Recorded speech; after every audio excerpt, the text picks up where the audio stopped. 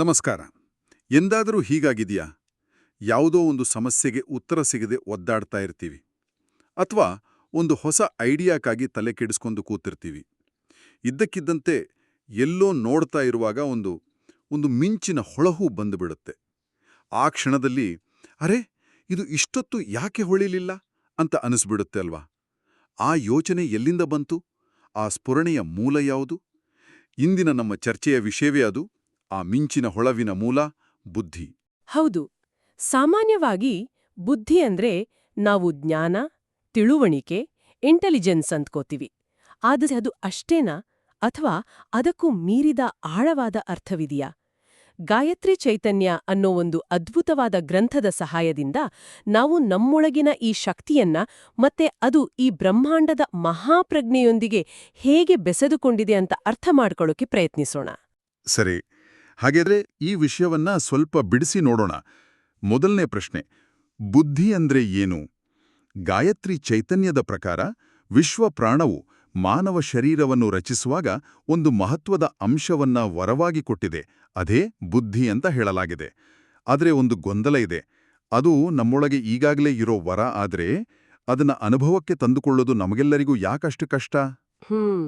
ಬಹಳ ಒಳ್ಳೆ ಪ್ರಶ್ನೆ. ಇದಕ್ಕೆ ಉತ್ತರ ಸಿಗ್ಬೇಕಾದ್ರೆ ನಾವು ಮನಸ್ಸು, ಚಿತ್ತ ಮತ್ತೆ ಬುದ್ಧಿ ಇದರ ನಡುವಿನ ವ್ಯತ್ಯಾಸವನ್ನ ಸ್ವಲ್ಪ ಅರ್ಥ ಮಾಡ್ಕೋಬೇಕು. ಇದನ್ನೊಂದು ಸರೋವರಕ್ಕೆ ಹೋಲಿಸಬಹುದು. ನಮ್ಮ ಮನಸ್ಸು ಒಂದು ದೊಡ್ಡ ಆಳವಾದ ಸರೋವರ ಅಂದ್ಕೊಳ್ಳಿ. ಅದರ ಮೇಲೆ ಗಾಳಿಗೆ ನಿರಂತರವಾಗಿ ಹೇಳುವ ಅಲೆಗಳೇ ಚಿತ್ತ. ಓ, ಅಂದ್ರೆ ನಮ್ಮ ತಲೆಯಲ್ಲಿ ಓಡಾಡುವ ಸಾವಿರಾರು ಯೋಚನೆಗಳು, ಗೊಂದಲಗಳು, ಭಾವನೆಗಳು ಅದೆಲ್ಲ ಈ ಅಲೆಗಳಿದ್ದಾಗೆ. ನಿಖರವಾಗಿ. ಅಲೆಗಳು ಹೆಚ್ಚಾದಾಗ ಸರೋವರದ ನೀರು ಕಡಡುತ್ತೆ. ಆಗ ಸರೋವರದ ಆಳದಲ್ಲಿ ಏನಿದೆ ಅಂತ ಸ್ಪಷ್ಟವಾಗಿ ಕಾಣೋದಿಲ್ಲ.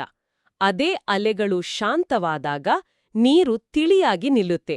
ಆಗ ಸರೋವರದ ತಳ, ಅಲ್ಲಿರೋ ರತ್ನಗಳು ಸ್ಪಷ್ಟವಾಗಿ ಕಾಣಿಸುತ್ತೆ. ಆ ಸ್ಪಷ್ಟ ದರ್ಶನವೇ ಬುದ್ಧಿಯ ಅನುಭವ. ಚಿತ್ತದ ಚಂಚಲತೆ ಕಡಿಮೆ ಆದಾಗ ಮಾತ್ರ ಬುದ್ಧಿಯ ಬೆಳಕು ಕಾಣೋಕೆ ಸಾಧ್ಯ. ಅಂತರಾತ್ಮದ ದಾರಿಯನ್ನ ತೋರ್ಸೋದೇ ಬುದ್ಧಿಯ ಕೆಲಸ. ವಾವ್! ಈ ಸರೋವರದ ರೂಪಕ ಇಡೀ ವಿಷಯವನ್ನ ಬಾಳ ಸುಲಭ ಮಾಡ್ತು. ಹಾಗಾದರೆ ನಾವು ಚರ್ಚೆಯ ಆರಂಭದಲ್ಲಿ ಹೇಳಿದ ಆ ಯುರೇಕಾ ಕ್ಷಣ, ಆ ಮಿಂಚಿನ ಹೊಳವು, ಅದು ಚಿತ್ತದ ಅಲೆಗಳು ಒಂದು ಕ್ಷಣ ಶಾಂತವಾದಾಗ ಸಿಕ್ಕ ದರ್ಶನವೇ? ಹೌದು, ಅದೊಂದು ಅತ್ಯುತ್ತಮ ಉದಾಹರಣೆ. ಗಾಯತ್ರಿ ಚೈತನ್ಯದಲ್ಲಿ ಇದನ್ನೇ ಹೇಳ್ತಾರೆ. ಯಾವುದೇ ಒಂದು ವಿಷಯದ ಬಗ್ಗೆ ಪೂರ್ತಿ ಗಮನ ಕೊಟ್ಟು ಯೋಚಿಸ್ತಾ ಇರುವಾಗ ಥಟ್ಟನೆ ಒಂದು ಹೊಸ ಹೊಳವು ಮೂಡುತ್ತಲ್ವೇ, ಆ ಸ್ಫುರಣೆಯೇ ಬುದ್ಧಿಯ ಕಾರ್ಯದ ಒಂದು ಕುರುಹು. ಆ ಕ್ಷಣದಲ್ಲಿ ನಮ್ಮ ಮನಸ್ಸಿನ ಬೇರೆಲ್ಲ ಗದ್ದಲ ಅಡಗಿ ಬುದ್ಧಿ ನೇರವಾಗಿ ಮಾತನಾಡುತ್ತೆ. ಇದನ್ನೇ ವೇದಾಂತದ ಪರಿಭಾಷೆಯಲ್ಲಿ ನಿಶ್ಚಯಾತ್ಮಕ ಬುದ್ಧಿ ಅಂದ್ರೆ ತೀರ್ಮಾನ ತಗೊಳ್ಳೋ ಶಕ್ತಿ ಅಂತಾನೂ ಕರೀತಾರೆ. ನಾನು ಅಮರಕೋಶದ ಬಗ್ಗೆ ಕೇಳಿದ್ದೀನಿ. ಆದ್ರೆ ಗಾಯತ್ರಿ ಚೈತನ್ಯದಲ್ಲಿ ಬುದ್ಧಿಗೆ ಅದರಲ್ಲಿ 14 ಬೇರೆ ಬೇರೆ ಹೆಸರುಗಳಿವೆ ಅಂತ ಉಲ್ಲೇಖಿಸಿರೋದು ನನಗೆ ಹೊಸ ವಿಷಯ. ಮನೀಷಾ, ಧಿಷಣ, ಧೀ, ಪ್ರಜ್ಞಾ, ಮತಿ, ಹೀಗೆ ಹಲವು ಹೆಸರುಗಳಿವೆ ಅಂತ. ಹೌದು, ಪ್ರತಿಯೊಂದು ಹೆಸರು ಬುದ್ಧಿಯ ಒಂದೊಂದು ಆಯಾಮವನ್ನ ಪ್ರತಿನಿಧಿಸುತ್ತೆ. ಉದಾಹರಣೆಗೆ, ಧೀ ಅಂದ್ರೆ ಧಾರಣಾಶಕ್ತಿ, ಅಂದ್ರೆ ಕಲಿತಿದ್ದನ್ನ ಹಿಡಿದಿಟ್ಟುಕೊಳ್ಳುವ ಸಾಮರ್ಥ್ಯ. ಪ್ರಜ್ಞಾ ಅಂದ್ರೆ ಸಾಮಾನ್ಯ ಜ್ಞಾನಕ್ಕಿಂತ ಮೀರಿದ ವಿಶೇಷವಾದ ತಿಳುವಳಿಕೆ. ಮತಿ ಅಂದ್ರೆ ಮನನ ಮಾಡೋ ಶಕ್ತಿ, ಅಂದ್ರೆ ಒಂದೇ ವಿಷಯದ ಬಗ್ಗೆ ಆಳವಾಗಿ ಚಿಂತಿಸೋ ಸಾಮರ್ಥ್ಯ. ಈ ಹೆಸರುಗಳೇ ಬುದ್ಧಿ ಅನ್ನೋದು ಎಷ್ಟು ಬಹುಮುಖಿ ಅನ್ನೋದನ್ನ ತೋರಿಸುತ್ತೆ. ಇಲ್ಲಿಂದ ವಿಷಯ ಇನ್ನಷ್ಟು ಆಳವಾಗುತ್ತೆ ಮತ್ತೆ ಸ್ವಲ್ಪ ಗಹನವಾಗಿಯೂ ಅನ್ನಿಸ್ತೆ. ನಮ್ಮ ವೈಯಕ್ತಿಕ ಬುದ್ಧಿಗೂ ಮತ್ತೆ ವಿಶ್ವ ಪ್ರಜ್ಞೆ ಅಥವಾ ಕಾಸ್ಮಿಕ್ ಕಾನ್ಷಿಯಸ್ನೆಸ್ಗೂ ನೇರವಾದ ಸಂಬಂಧ ಇದೆ ಅಂತೆ ಈ ಗ್ರಂಥ ಹೇಳುತ್ತೆ. ಒಂದು ನಿಮಿಷ, ನಮ್ಮ ಬುದ್ಧಿಗೂ ಆ ಬ್ರಹ್ಮಾಂಡದ ಬುದ್ಧಿಗೂ ಭೇದವೇ ಇಲ್ಲ ಅನ್ನೋದು ಕೇಳೋಕೆ ಚೆನ್ನಾಗಿದೆ, ಆದರೆ ಇದು ನಂಬೋಕೆ ಸ್ವಲ್ಪ ಕಷ್ಟ. ನಾನೊಬ್ಬ ಸಾಮಾನ್ಯ ಮನುಷ್ಯ, ನನಗೆ ನಾಳೆ ಏನಾಗುತ್ತೆ ಅಂತಾನೆ ತಿಳಿದಿರೋದಿಲ್ಲ. ಆದರೆ ತಾತ್ವಿಕವಾಗಿ ನಾನು ಸರ್ವಜ್ಞಾನವನ್ನು ಪಡಿಬೋದು ಅನ್ನೋದು ಹೇಗೆ ಸಾಧ್ಯ? ಈ ಕಲ್ಪನೆಗೂ ಮತ್ತೆ ನಮ್ಮ ವಾಸ್ತವಕ್ಕೂ ನಡುವೆ ಇರೋ ದೊಡ್ಡ ಅಂತರ ಯಾವುದು? ನಿಮ್ಮ ಸಂದೇಹ ಬಹಳ ಸಹಜವಾದದ್ದು. ಈ ಪರಿಕಲ್ಪನೆಯನ್ನ ಅರ್ಥ ಮಾಡ್ಕೊಳ್ಳೋಕೆ ಒಂದು ಆಧುನಿಕ ತಂತ್ರಜ್ಞಾನದ ರೂಪಕವನ್ನ ಬಳಸಬಹುದು. ಇದನ್ನೊಂದು ಕಾಸ್ಮಿಕ್ ಕ್ಲೌಡ್ ಸರ್ವರ್ ತರಹ ಕಲ್ಪಿಸ್ಕೊಳ್ಳಿ. Cosmic cloud server? ಇದು ಕುತೂಹಲಕಾರಿಯಾಗಿದೆ. ವಿವರಿಸಿ. ಅಂತ ಕರೆಯಲಾಗಿದೆ.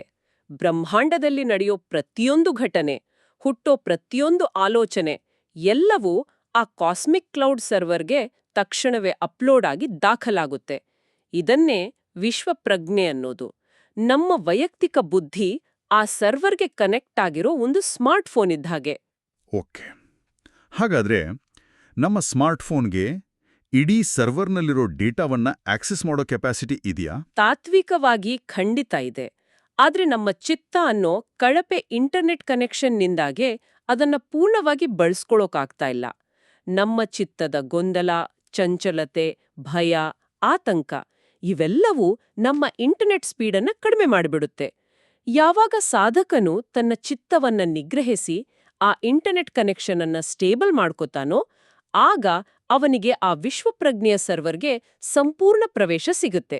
ಆಗ ಅವನು ತ್ರಿಕಾಲಜ್ಞಾನಿ, ಅಂದ್ರೆ ಭೂತ, ವರ್ತಮಾನ, ಭವಿಷ್ಯವನ್ನ ಅರಿಯಬಲ್ಲ ಸಾಮರ್ಥ್ಯವನ್ನ ಪಡಿತಾನೆ ಅನ್ನೋದು ಇದರ ತಾತ್ಪರ್ಯ. ಅದ್ಭುತವಾದ ಹೋಲಿಕೆ. ನಮ್ಮ ಮನಸ್ಸಿನ ಗದ್ದಲವೇ ನಮ್ಮ ವೈಫೈ ಸಿಗ್ನಲ್ ಅನ್ನ ಡ್ರಾಪ್ ಮಾಡುತ್ತಿದೆ ಅಂತಾಯಿತು. ಹಾಗಾದ್ರೆ ನಮ್ಮ ಈ ಸ್ಮಾರ್ಟ್ಫೋನ್ ಅಂದ್ರೆ ನಮ್ಮ ಬುದ್ಧಿ ಕೇವಲ ಒಂದೇ ರೀತಿ ಕೆಲಸ ಮಾಡೋದಾ, ಅಥವಾ ಅದರಲ್ಲಿ ಬೇರೆ ಬೇರೆ ಆಪ್ಸ್ ಅಥವಾ ಫಂಕ್ಷನ್ಸ್ ಇವೆಯಾ? ಅತ್ಯುತ್ತಮ ಪ್ರಶ್ನೆ. ಗಾಯತ್ರಿ ಚೈತನ್ಯದಲ್ಲಿ ಬುದ್ಧಿಯನ್ನ ಕೇವಲ ಒಂದೇ ಶಕ್ತಿಯಾಗಿ ನೋಡದೆ ಅದನ್ನ 16 ಪ್ರಕಾರಗಳಾಗಿ ವಿಂಗಡಿಸಲಾಗಿದೆ. ಇದು ಬುದ್ಧಿಯ ಬಗ್ಗೆ ಒಂದು ಬಹಳ ವಿವರವಾದ ಮತ್ತೆ ಸಮಗ್ರವಾದ ವಿಶ್ಲೇಷಣೆ. 16 ಪ್ರಕಾರಗಳು. ಅದರಲ್ಲಿ ಕೆಲವು ಉದಾಹರಣೆಗಳನ್ನು ನೋಡೋಣ. ಯಾವುದೆಲ್ಲ ನಮ್ಮ ದೈನಂದಿನ ಜೀವನಕ್ಕೆ ಹತ್ತಿರವಾಗಿದೆ? ಖಂಡಿತ. ಮೊದಲನೆಯದು ಸಂಜ್ಞಾನ. ಇದು ಬಹಳ ಮೂಲಭೂತವಾದದ್ದು. ನಮ್ಮ 5 ಇಂದ್ರಿಯಗಳಿಂದ ಬರೋ ಜ್ಞಾನ. ನೋಡುವುದು, ಕೇಳುವುದು, ವಾಸನೆ, ರುಚಿ, ಸ್ಪರ್ಶದಿಂದ ನಾವು ಜಗತ್ತನ್ನ ಅರಿಯುತ್ತೀವಲ್ಲ ಅದು. ನಂತರ ಮೇಧ ಅಂದ್ರೆ ಗ್ರಹಣ ಶಕ್ತಿ. ಒಂದು ವಿಷಯವನ್ನ ಎಷ್ಟು ಬೇಗ ಮತ್ತೆ ಎಷ್ಟು ಆಳವಾಗಿ ಗ್ರಹಿಸ್ತೇವೆ ಅನ್ನೋದು. ಕೆಲವರಿಗೆ ಮೇಧಾಶಕ್ತಿ ಹೆಚ್ಚಿರುತ್ತೆ, ಅವರು ಬೇಗ ಕರೆತುಬಿಡ್ತಾರೆ. ಸರಿ, ಇದು ಸಾಮಾನ್ಯ ತಿಳುವಳಿಕೆಗೆ ಹತ್ತಿರವಿದೆ. ಇದರಲ್ಲಿ ನನಗೆ ಆಶ್ಚರ್ಯ ತರುವಂತಹ ಪ್ರಕಾರಗಳು ಏನಾದ್ರೂ ಇವೆಯಾ? ಖಂಡಿತ ಇವೆ. ಉದಾಹರಣೆಗೆ ಸಂಕಲ್ಪ ಅಂದ್ರೆ ನಿರ್ಧರಿಸುವಿಕೆ. ಒಂದು ಕಾರ್ಯವನ್ನ ಮಾಡ್ಲೇಬೇಕು ಅಂತ ದೃಢವಾಗಿ ನಿಶ್ಚಯಿಸೋ ಶಕ್ತಿ ಇದೆಯಲ್ಲ, ಅದು ಕೂಡ ಬುದ್ಧಿಯ ಒಂದು ಭಾಗವೇ. ಮತ್ತೊಂದು ಧೃತಿ. ಧೃತಿ ಅಂದ್ರೆ ಕೇವಲ ಧೈರ್ಯ ಅಂತಲ್ಲ, ಧಾರಣಾ ಸಾಮರ್ಥ್ಯ. ಕಲಿತದ್ದನ್ನ ಅಥವಾ ಅನುಭವಿಸಿದ್ದನ್ನ ಮನಸ್ಸಿನಲ್ಲಿ ದೀರ್ಘಕಾಲ ಹಿಡಿದಿಟ್ಕೊಳ್ಳೋ ಶಕ್ತಿ. ಇದು ನಮ್ಮ ಸ್ಥಿತಪ್ರಜ್ಞತೆ ಮತ್ತು ಸ್ಥಿರತೆಗೆ ಕಾರಣ ಆಗುತ್ತೆ. ಆದರೆ ಆ 16 ಪ್ರಕಾರಗಳ ಪಟ್ಟಿಯಲ್ಲಿ ಕಾಮ ಅಂದ್ರೆ ಬಯಕೆ ಕೂಡ ಸೇರಿದೆ ಅನ್ನೋದು ನನಗೆ ಬಹಳ ಆಶ್ಚರ್ಯ ತಂತು. ಸಾಮಾನ್ಯವಾಗಿ ನಾವು ಬುದ್ಧಿಶಕ್ತಿಗೂ ಆಸೆ ಆಕಾಂಕ್ಷೆಗಳಿಗೂ ಸಂಬಂಧ ಕಲ್ಪಿಸೋದಿಲ್ಲ. ಬುದ್ಧಿ ಅಂದ್ರೆ ತರ್ಕ, ಆಸೆ ಅಂದ್ರೆ ಭಾವನೆ ಅಂದ್ಕೋತೀವಿ. ಈ ಗ್ರಂಥ ಇವೆರಡನ್ನೂ ಹೇಗೆ ಜೋಡಿಸುತ್ತೆ? ಹೌದು, ಇದೇ ಈ ಗ್ರಂಥದ ವಿಶೇಷತೆ. ಇಲ್ಲಿ ಕಾಮ ಅಂದ್ರೆ ಕೇವಲ ದೈಹಿಕ ಬಯಕೆ ಅಲ್ಲ, ಬದಲಿಗೆ ಯಾವುದೇ ಒಂದು ಇಚ್ಛೆ, ಆಕಾಂಕ್ಷೆ ಅಥವಾ ನಮ್ಮನ್ನ ಮುಂದೆ ನಡೆಸೋ ಪ್ರೇರಣೆ. ನಮ್ಮನ್ನ ಮುಂದೆ ನಡೆಸೋ ಪ್ರತಿಯೊಂದು ಇಚ್ಛಾಶಕ್ತಿಯ ಮೂಲವೂ ಬುದ್ಧಿಯಲ್ಲೇ ಇದೆ ಅಂತ ಇದು ಹೇಳುತ್ತೆ. ಒಂದು ಹೊಸ ವಿಷಯ ಕಲಿಯೋ ಬಯಕೆಯಿಂದ ಹಿಡಿದು ಜೀವನದಲ್ಲಿ ಏನಾದ್ರೂ ಸಾಧಿಸೋ ಹಠದವರೆಗೂ ಎಲ್ಲವೂ ಬುದ್ಧಿಯ ಒಂದು ಮುಖವೇ. ಇದು ಬುದ್ಧಿಯನ್ನ ಕೇವಲ ಒಂದು ಥಿಂಕಿಂಗ್ ಮಷೀನ್ ಆಗಿ ನೋಡದೆ ನಮ್ಮ ಬದುಕಿನ ಡ್ರೈವಿಂಗ್ ಫೋರ್ಸ್ ಆಗಿ ನೋಡುತ್ತೆ. ಹಾಗಾದ್ರೆ ಬುದ್ಧಿ ಅನ್ನೋದು ನಮ್ಮ ಇಡೀ ಅಸ್ತಿತ್ವದ ಚಾಲಕ ಶಕ್ತಿ. ಒಂದು ಕಾರಿಗೆ ಶಕ್ತಿಶಾಲಿ ಇಂಜಿನ್ ಇದ್ದ ಹಾಗೆ. ಆದರೆ ಆ ಇಂಜಿನನ್ನ ಸರಿಯಾದ ದಾರಿಯಲ್ಲಿ ಓಡಿಸೋಕೆ ಒಬ್ಬ ನುರಿತ ಚಾಲಕ ಬೇಕಲ್ವೇ? ಆ ಶಕ್ತಿಯನ್ನ ಸರಿಯಾದ ದಿಕ್ಕಿನಲ್ಲಿ ಚಲಿಸ್ತಿದೆಯಾ ಅಂತ ತಿಳಿಯೋದು ಹೇಗೆ? ಬಹುಶಃ ಇಲ್ಲಿಯೇ ವಿವೇಕದ ಪಾತ್ರ ಬರೋದು ಅಲ್ವಾ? ಅತ್ಯುತ್ತಮವಾದ ಹೋಲಿಕೆ. ನೀವು ಹೇಳಿದ್ದು 100ಕ್ಕೆ 100 ಸರಿ. ಬುದ್ಧಿ ಎಂಜಿನ್ ಆದ್ರೆ ವಿವೇಕವೇ ಅದರ ಸ್ಟಿಯರಿಂಗ್ ವೀಲ್ ಮತ್ತೆ ಚಾಲಕ. ಗಾಯತ್ರಿ ಚೈತನ್ಯದಲ್ಲಿ ಇದಕ್ಕೊಂದು ಸುಂದರವಾದ ಹೋಲಿಕೆ ಇದೆ. ಬುದ್ಧಿ ಒಂದು ಹೂವಾದರೆ ವಿವೇಕ ಅದರ ಪರಿಮಳ. ಹೂವು ಪೂರ್ಣವಾಗಿ ಅರಳಿದ ನಂತರವೇ ಅದರ ಪರಿಮಳ ಹೊರಸೂಸೋದು. ಹಾಗೆಯೇ ಬುದ್ಧಿ ಪರಿಪಕ್ವವಾದಾಗ, ಶುದ್ಧಗೊಂಡಾಗ ವಿವೇಕ ಅನ್ನೋದು ಪ್ರಕಟವಾಗುತ್ತೆ. ಹಾಗಾದರೆ ವಿವೇಕದ ಸ್ಪಷ್ಟವಾದ ವ್ಯಾಖ್ಯಾನವೇನು? ಈ ಗ್ರಂಥ ಅದನ್ನ ಹೇಗೆ ವಿವರಿಸುತ್ತೆ? ಬಹಳ ಸ್ಪಷ್ಟವಾಗಿ ಹೇಳಲಾಗಿದೆ. ಯಾವುದು ನಿತ್ಯ ಮತ್ತೆ ಯಾವುದು ಅನಿತ್ಯ ಅನ್ನೋದನ್ನ ಅರಿಯೋದೇ ವಿವೇಕ. ಅಂದ್ರೆ ಯಾವುದು ಶಾಶ್ವತ ಮತ್ತೆ ಯಾವುದು ತಾತ್ಕಾಲಿಕ, ಯಾವುದು ಸತ್ಯ ಮತ್ತೆ ಯಾವುದು ಮಿಥ್ಯ ಅನ್ನೋದರ ನಡುವಿನ ವ್ಯತ್ಯಾಸವನ್ನ ತಿಳ್ಕೊಳ್ಳೋ ಸಾಮರ್ಥ್ಯವೇ ವಿವೇಕ. ಇದು ಕೇಳೋಕೆ ಸರಳ ಅನ್ಸಿದ್ರೂ ಆಚರಣೆಯಲ್ಲಿ ಬಹಳ ಕಷ್ಟ. ನಮ್ಮ ದೈನಂದಿನ ಜೀವನದಲ್ಲಿ ಎಲ್ಲವೂ ಮುಖ್ಯ ಅನ್ಸಿಬಿಡುತ್ತೆ. ಹೌದು, ಅದಕ್ಕಾಗಿಯೇ ಇನ್ನೊಂದು ಆಳವಾದ ಹೋಲಿಕೆಯನ್ನ ಕೊಡಲಾಗಿದೆ. ಎಳ್ಳಿನಿಂದ ಎಣ್ಣೆಯನ್ನ, ಕಟ್ಟಿಗೆಯಿಂದ ಅಗ್ನಿಯನ್ನ ಮತ್ತೆ ಹಾಲಿನಿಂದ ತುಪ್ಪವನ್ನ ಹೇಗೆ ಬೇರ್ಪಡಿಸ್ತೇವೆಯೋ ಹಾಗೆಯೇ ನಮ್ಮ ದೇಹ, ಮನಸ್ಸು ಮತ್ತೆ ಪ್ರಾಣಗಳಿಂದ ಆತ್ಮವನ್ನ ಬೇರ್ಪಡಿಸಿ ಅದರ ಮೂಲ ಸ್ವರೂಪದಲ್ಲಿ ಸ್ಥಾಪಿಸುವುದೇ ವಿವೇಕ. ನಮ್ಮ ಹಿರಿಯರು ಹೇಳ್ತಿದ್ರು, ಬಿಸಿಲಲ್ಲಿ ನಿಂತಾಗ ನಿನ್ನ ನೆರಳನ್ನ ನೀನು ನೋಡ್ಬಹುದು, ಆದ್ರೆ ನೀನೇ ನೆರಳಲ್ಲ ಅಂತ. ವಿವೇಕ ಕೂಡ ಹಾಗೆಯೇ. ನಮ್ಮ ಆಲೋಚನೆಗಳನ್ನ, ಭಾವನೆಗಳನ್ನ ಗಮನಿಸಬಹುದು, ಆದ್ರೆ ನಾನೇ ಆ ಆಲೋಚನೆ ಅನ್ಕೊಳ್ದೆ ಅದರಿಂದ ಪ್ರತ್ಯೇಕವಾಗಿ ನಿಂತು ನೋಡೋ ಸಾಮರ್ಥ್ಯವೇ ವಿವೇಕ. ಈ ಪ್ರಕ್ರಿಯೆಗೆ ಅತ್ಯಂತ ಪರಿಶುದ್ಧಗೊಂಡ ಬುದ್ಧಿ ಬೇಕು. ನಿತ್ಯ ಮತ್ತು ಅನಿತ್ಯದ ನಡುವಿನ ವ್ಯತ್ಯಾಸವನ್ನ ತಿಳಿಯೋದೇ ವಿವೇಕದ ಗುರಿ ಎಂದಮೇಲೆ ನಿತ್ಯ ಅಥವಾ ಸತ್ಯ ಅಂದ್ರೆ ಏನು ಅನ್ನೋದನ್ನ ಈ ಗಾಯತ್ರಿ ಚೈತನ್ಯ ಹೇಗೆ ವಿವರಿಸುತ್ತೆ? ಯಾವುದು ಶಾಶ್ವತ? ವೇದಾಂತದ ಭಾಷೆಯಲ್ಲಿ ಇದಕ್ಕೆ ಒಂದು ಸುಂದರವಾದ ಸೂತ್ರವಿದೆ. ತ್ರಿಕಾಲಾಬಾಧೀತಂ ಸತ್ಯಂ ಅಂದ್ರೆ ಯಾವುದು ಭೂತ, ವರ್ತಮಾನ ಮತ್ತು ಭವಿಷ್ಯ ಈ ಮೂರು ಕಾಲಗಳಲ್ಲಿ ಬದಲಾಗದೇ ಇರುತ್ತದೆಯೋ, ಯಾವುದಕ್ಕೆ ಕಾಲದ ಬಾಧೆ ಇಲ್ಲವೋ ಅದೇ ಸತ್ಯ. ಅಂದ್ರೆ ಕಾಲಕ್ಕೆ ಅತೀತವಾದದ್ದು, ಟೈಮ್ಲೆಸ್. ಹೌದು, ಕಾಲಕ್ಕೆ ಮಾತ್ರ ಅಲ್ಲ, ಅದು ದೇಶ ಅಂದ್ರೆ ಸ್ಥಳ, ಕಾಲ ಮತ್ತೆ ವಸ್ತು ಅಂದ್ರೆ ವಿಷಯ, ಈ ಮೂರರ ಮಿತಿಗಳನ್ನ ಮೀರಿದ್ದು. ಒಂದು ವಸ್ತು ಒಂದು ಸ್ಥಳದಲ್ಲಿರಬಹುದು, ಇನ್ನೊಂದು ಸ್ಥಳದಲ್ಲಿ ಇಲ್ಲದಿರಬಹುದು. ಒಂದು ಕಾಲದಲ್ಲಿರಬಹುದು, ಇನ್ನೊಂದು ಕಾಲದಲ್ಲಿ ಇಲ್ಲದಿರಬಹುದು. ಆದರೆ ಸತ್ಯ ಅನ್ನೋದು ಎಲ್ಲೆಡೆ ಎಲ್ಲಾ ಕಾಲದಲ್ಲೂ ಬದಲಾಗದೇ ಇರುತ್ತೆ. ವಿವೇಕವೋ ಗುರುತಿಸಬೇಕಾದ ಆ ನಿತ್ಯ ವಸ್ತುವು ಇದೇ ಆಗಿದೆ.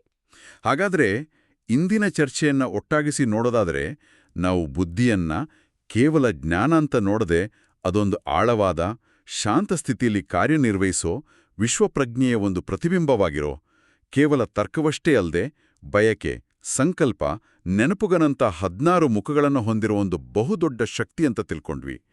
ಅಂತಿಮವಾಗಿ ಸತ್ಯವನ್ನ ಅರಿಯೋಕೆ ಬೇಕಾದ ವಿವೇಕ ಅನ್ನೋ ಚಾಲಕನನ್ನ ಬೆಳೆಸ್ಕೊಳ್ಳೋದೇ ಇದರ ಗುರಿ.